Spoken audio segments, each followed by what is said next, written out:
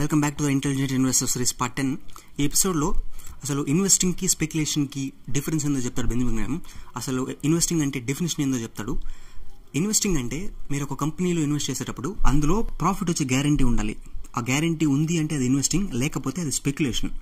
Guarantee ఎలా ఉంటుంది అంటే ఆ కంపెనీ మీద మీరు థరో అనాలిసిస్ చేసి ఇన్వెస్ట్ చేస్తే ప్రాఫిట్ వచ్చే ఛాన్సెస్ ఉందా లేదా అని మీరు చెప్పచ్చు థరో అనాలిసిస్ చేస్తే.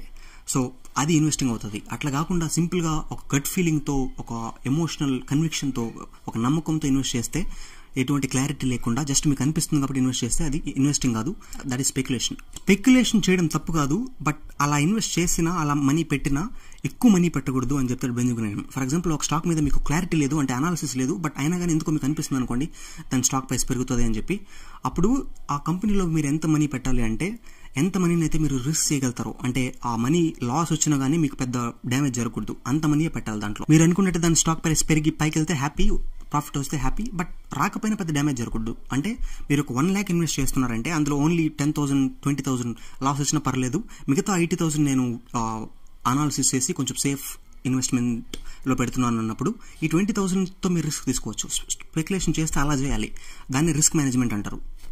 స్పెక్యులేషన్లో రిస్క్ ఎక్కువ ఉంటుంది, ప్రాఫిట్ వచ్చిన ఎక్కువ వస్తుంది, లాస్ వచ్చిన ఎక్కువ వస్తుంది. కాబట్టి మెజారిటీ ఆఫ్ ద మనీ మీరు ఎప్పుడు స్పెక్యులేట్ చేయకూడదు. Majority of the money safer investments thorough analysis చేసి పెట్టాలి. Only tiny percentage of the entire portfolio మీరు ఇన్వెస్టింగ్ కాకుండా స్పెక్యులేషన్ చేయొచ్చు.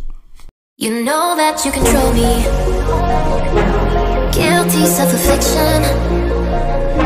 Prey on me when I'm lonely, and I'm your willing victim.